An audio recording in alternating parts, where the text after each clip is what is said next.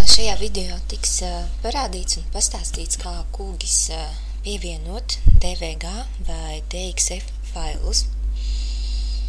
Es sākšu ar jaunu projektu. Pirms es pievienošu DVG vai DXF failu, es vispirms nomainīšu kūgis projektam koordinātu sistēmu no noklusētās VGS 84 uz Latvijas koordinātu sistēmu.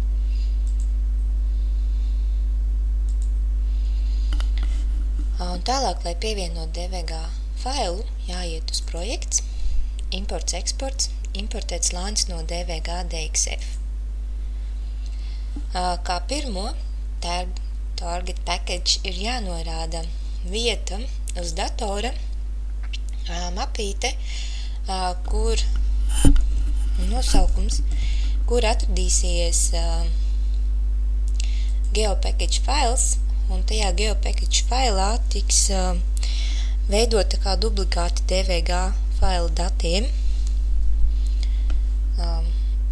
Nākamais ir tā koordināta sistēma. Ja mums projektam jau ir norādīta Latvijas koordināta sistēma, tad šeit pievienojot viņš paņem projektu koordinātu sistēmu. Bet ja jūs zinat, ka jums DVG faili ir citā koordināta sistēmā, tad šajā gadījumā ir jāprecizē, kādā koordināta sistēmā tie ir dati. Un nākamā aile, tad te mēs norādām to DVG failu, kur mēs gribam pievienot kūģisam.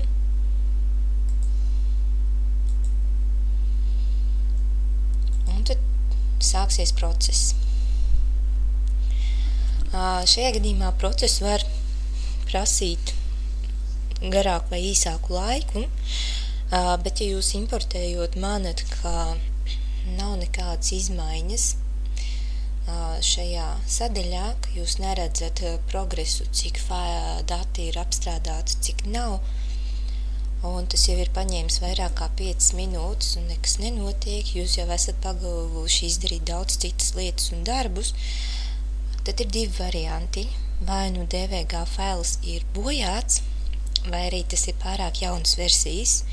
Tas ir jaunāks pār 2018. gadu. Ja būs vecāks pār 2018. gadu, tad problēmas nevajadzētu būt, bet jaunākiem, kā viņus nemācēs vēl kūgis atpazīt un apstrādāt. Ir divi varianti. Viens variants ir, ja jums ir iespējas, tad jūs viņu eksportēt uz vecāku DVG formātu, vai otrs variants, jūs viņu konvertēt uz DXF failu. Šajā gadījumā nekas cits neatliek kā vien apturēt darbu.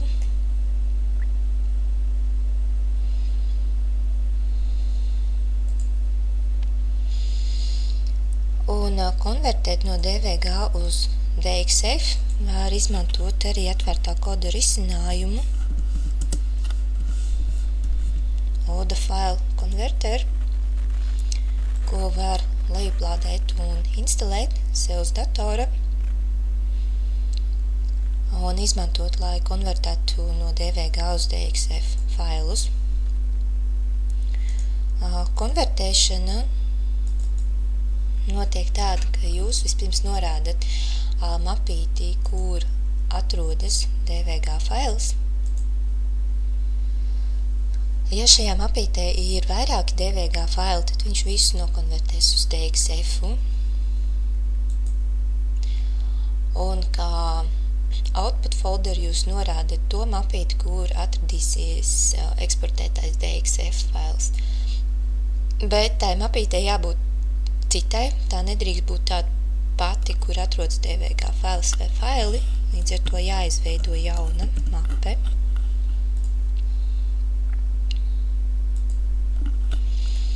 Tad jūs norādat, uz kuru versiju jūs vēlaties konvertēt, vai nu uz vecākas DVG versijas, bet ieteicamāks būtu konvertēt uz DXF versiju. 2004. gada versija strādās bez problēmām, var pamēģināt jaunāku gadu versijas, bet tas ir atkarībā no kūgis projektam. Versijas, kāda jums ir, var gadīties, ka kāds neatpazīs vecāks kūgis versija neatpazīs jaunāku DXF versiju, līdz ar to ar 2004. gada versiju DXF problēma nebūs.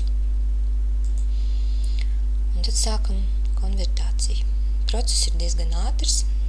Ja datne fails, DVG fails nav apjomīgs, tad tas ātri notiek. Un tad mēģināsim pievienot KvantumGISam DXF. Norādīsim atkal Latvijas koordinātu sistēmu.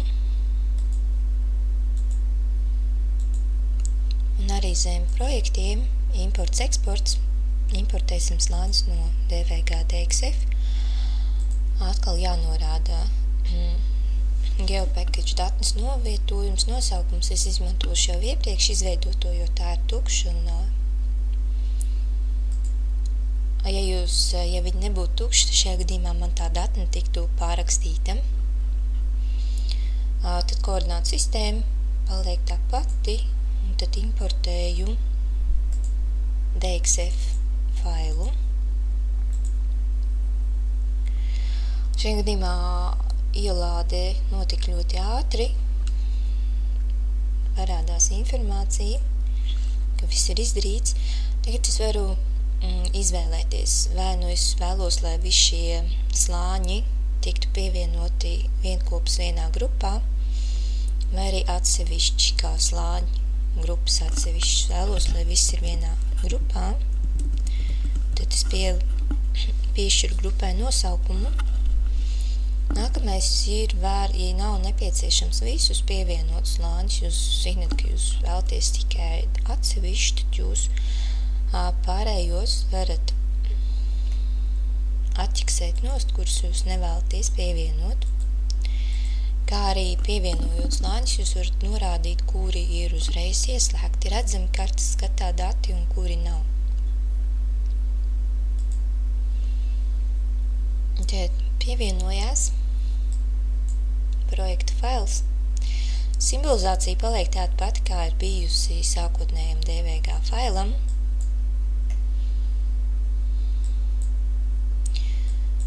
Šajā gadījumā te mums ir mapītes ar apakštabulām, tāpēc, ka GIS sistēmās vienā slānī nevar pievienot vai eksistēt gan punkts, gan līnija, gan poligonu geometrija, tāpēc pievienošanas brīdī ir nepieciešams tas geopackage fails, jo šajā brīdī punkti tiek izdalīti atsevišķā tabulā, līnijas atsevišķā tabulā, līdz ar to, ja jums zem DVG līmeņa ir vairākas geometrijas, tad tās tiek sadalītas atsevišķi.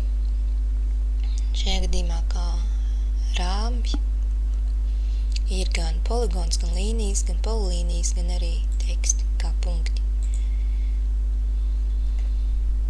Var atvērt attribūtu tabu un tad redzēt informāciju par šiem datiem.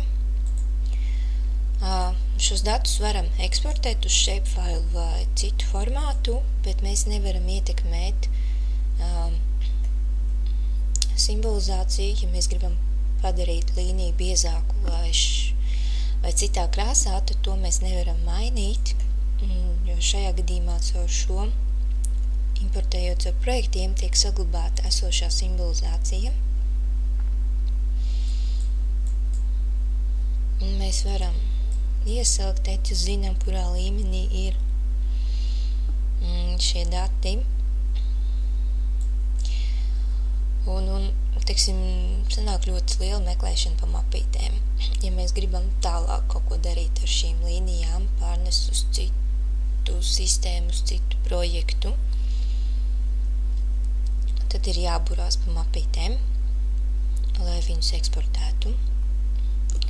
Otrs variants, kas tādā gadījumā varētu būt ērtāks, tālākai datu izmantošanai, nevis tikai skatīšanās, kas kur ir pievienojot DXF failu kā vektoru datni. Tas ir jāiet uz slānis, pievienot slāni un pievienot vektoru datu slāni. Norādām DXF failu Te mums prasa, ko mēs vēlamies pievienot. Punktus, līnijas, poligonus. Tas nozīmē, ka mums visi līmeņa poligoni ir apvienot vienā tabulā. Mēs varam norādīt, ka mēs vēlamies tikai konkrētas līnijas pievienot, vai tikai punktus, vai arī izvēlēties visus.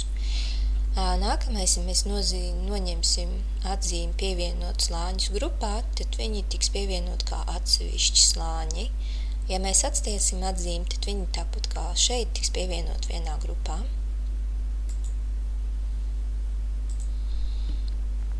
Un rekti mēs redzam, ka sistēma nav spējusi noteikt koordinātu sistēmu, tāpēc, ka DXF un DVG fails faktiski nesatur informāciju par koordinātu sistēmu.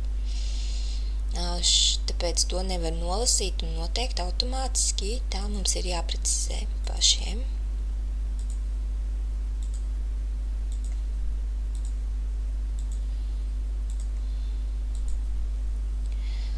Nākamais mēs varam atvērt atribūtu tabulu un redzēt, ka visu to DVG līmeņu punktu veida objekti ir pievienot vienā tabulā, līdz ar to mēs varam meklēt, filtrēt, norādīt konkrētos punktus kartes skatā.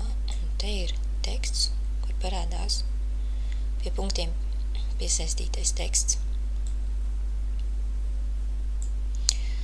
Caur pievienojot kā vektoru datu slāni DXF failu mēs varam simbolus simbolizēt pēc saviem ieskatiem.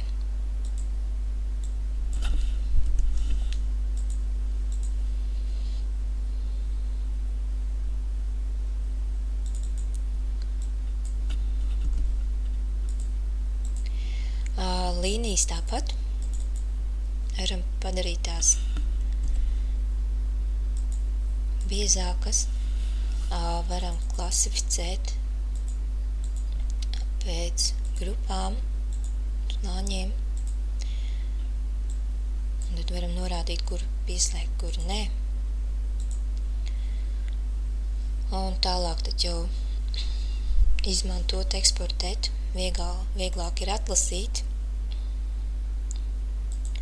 atslēgt, kur nevēlamies, kā arī vieglāk ir identificēt.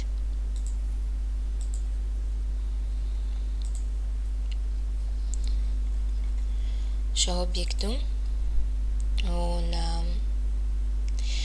vienīgais ir tas, tā kā simbolizācija nesatur informāciju, tad varētu būt bišķiņ apgrūtinoši sākumā pierast pie tā, kā teksti attēlojās, jāpievieno birkas, lai mēs redzētu, kā tekstu satur šis punkts.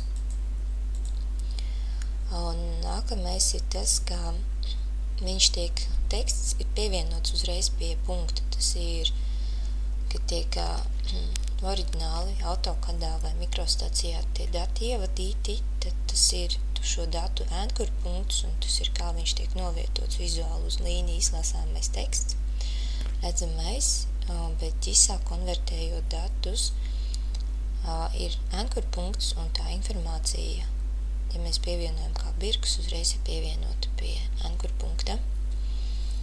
Līdz ar to var gadīties, ka ir jāinterpretē, uz kuru vietu attiecīgi šā informācija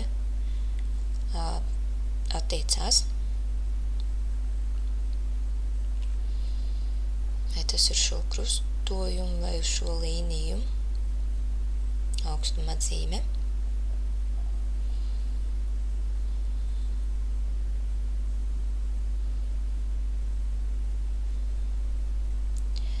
Tālūk ir divi varianti, kā pievienot DXF failu un arī attiecīgi kā pievienot DVG failu, tikai viens variants caur projektiem, kā arī cits nianses pastāstīts, kuras zinot un ievērojot, ir diezgan vienkārši pievienot Google projektam DVG vai DXF failus.